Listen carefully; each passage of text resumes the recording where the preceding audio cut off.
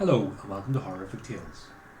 In this show we celebrate the creation of independent authors and aspiring writers. Please like and subscribe and share these episodes so we can help our talented friends get as much exposure as possible. We would also appreciate if you could support our artists by following them on their individual platforms and by purchasing their works. Details on how to do this are in the episode description. In this horrific tale, a patient at a psychiatric facility finds himself in a literal battle with his demons. Join us now as we present Come Get Me by Charles Welch.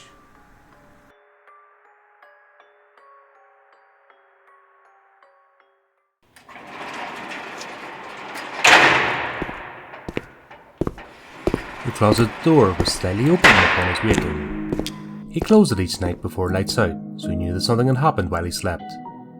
It was unlikely that one of the guards had entered his room. The guards patrolled the hallways, shining their lights through the small windows at the top of the room doors.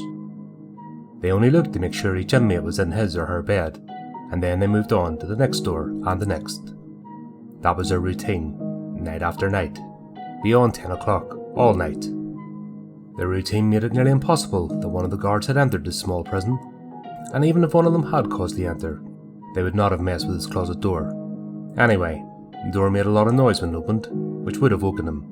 He sat up on the edge of his bed and stared at the open crack, gaining a glimpse into the black depths of the closet. So afraid of the closet was he that he refused to put anything in it. His clothes were crammed into a small dresser. Dr. Nealon said that his belief about what hid in his closet were a symptom of his paranoia, and a large part of the reason he found himself imprisoned at Mason Hospital of Psychiatry. The other reason was the murder of his younger sister, for which a jury had found him guilty by reason of insanity. Of course he knew a bunch of snivelling judgmental jury members would find him guilty before the trial had even begun. It had all been set up to make him look guilty of killing Brianne from the beginning. The little devils were nothing if not creative. He stared into the closet, wondering if they were staring back out of his eyesight. It was only a matter of time before they'd strike against him in an attempt to end his life. Like Brianne's death, it would be made to look like anything but what really happened. He and Brianne had seen them, and because he and his sister knew of their existence, they had both been marked for death. It was only a matter of time, which is why he didn't mind sharing details of them with the doctors and nurses. The more people who knew of them, the better off he would be in the long run. The problem was getting people to believe him about their existence. Proof was difficult to come by, and one of the photos of them Brianne had taken had come up missing when she met her untimely end. He placed his feet on the cold floor, half expecting to feel the jagged slash of a claw across the back of his leg. When no such attack came, he leaned forward on his elbows and stared further into the depths of the closet. If he were going to die in the miserable, sterile environment of the mentally incompetent, he would do so facing the little monsters, searching for their yellow eyes. At first the closet remained only an empty dark space behind a partially closed door. He waited, watching the opening, knowing that soon, Rolf, the giant muscled guard, would soon be on his ass about getting dressed for breakfast. He stood and began to turn away from the closet when he caught the slightest bit of movement out of the corner of his eye. He watched peripherally as he crossed the room, pretending to check the hallway through the viewing glass. A small talon hooked around the edge of the door. Yes, he thought, let it be today that this ended one way or the other.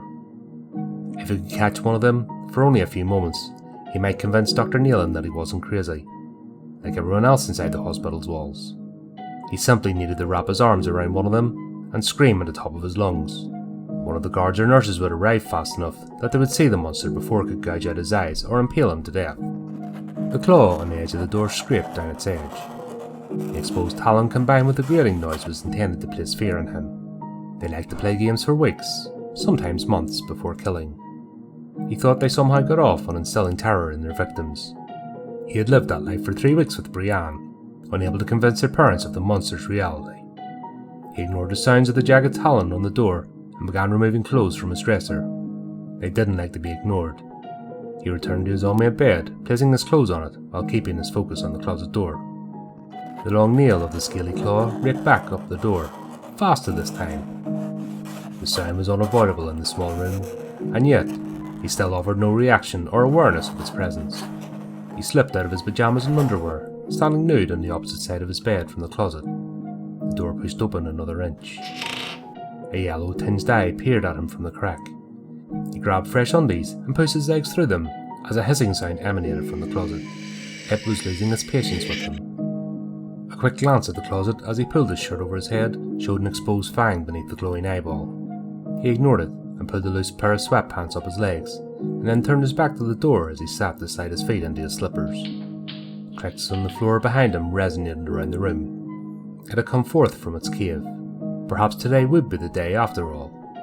A mewling sound came from behind him as he prepared to spring at it. If he could get hold of any part of it and hang on while yelling for help, regardless of how much pain it inflicted, he'd be able to get someone to come running.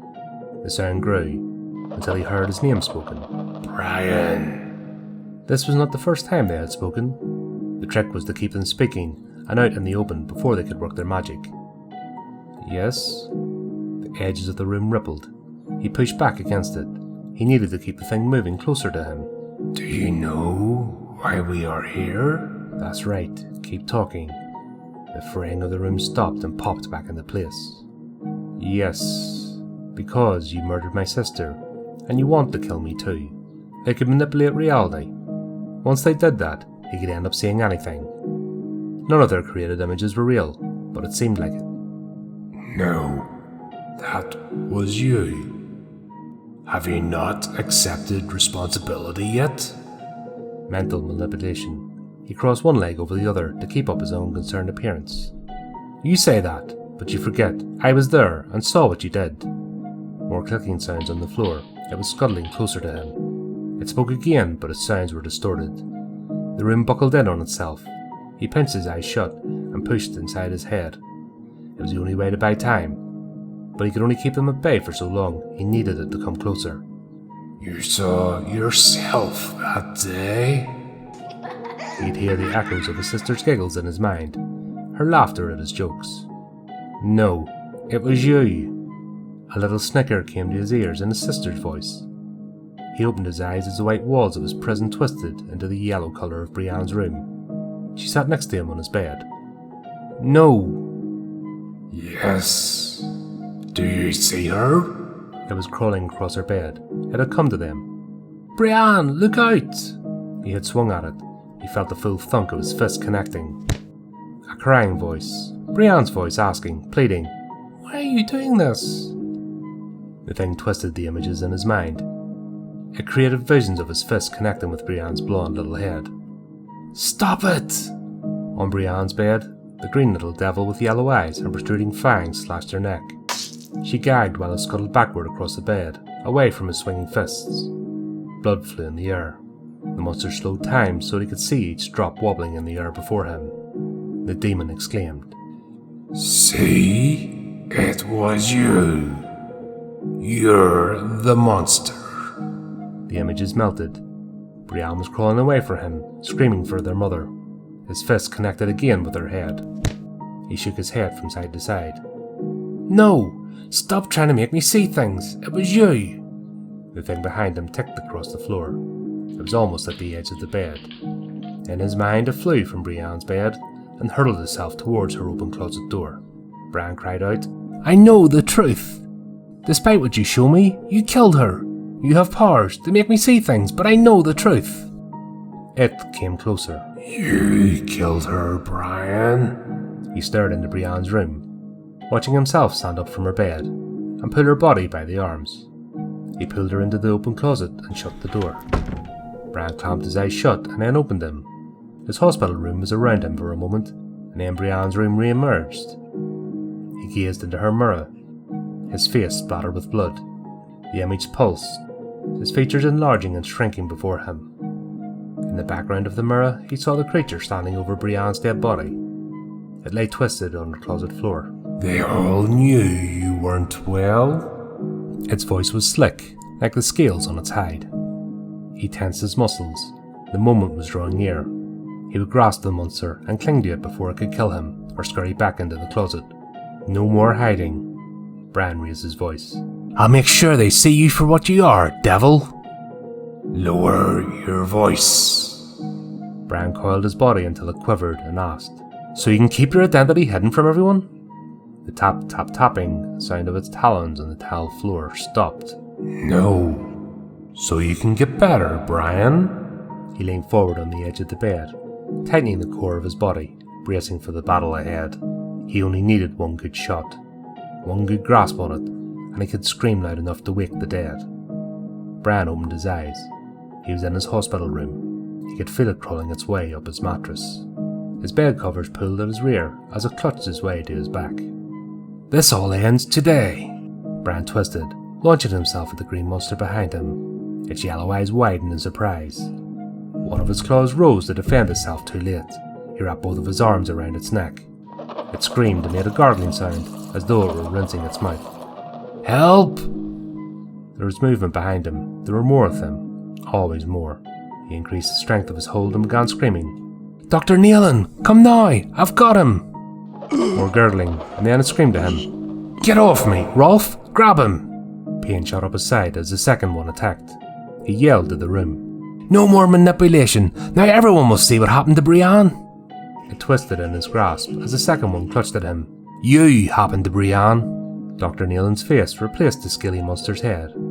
He was lying under Bran, staring into his eyes, gasping. Next to his head on the floor was a keyboard to his computer. The vision distorted again, popping away, and the monster was back, screeching into his mind. The pain in his side grew until his vision began to fade. He clung to consciousness while he screamed for the doctor. He screamed for the nurses, and he screamed for Rolf. He called to them all. They needed to see the truth. His voice faded with the images of the twisting and lurching monster in his grasp, and then all was black. Dr. Nealon stared through the glass into Bran's room, while rubbing at the bruises across his neck. Rolf stood next to him.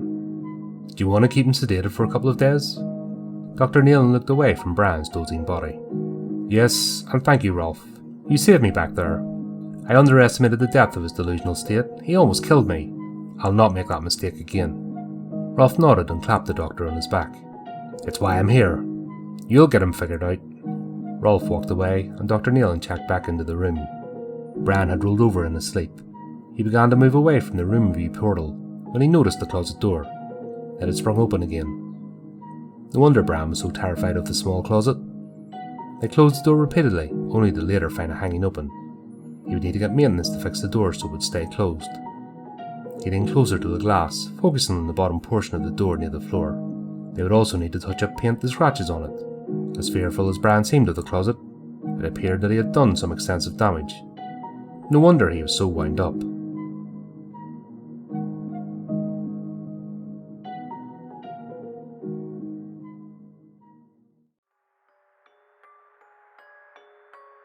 Well, we hope that you enjoyed our latest horrific tale.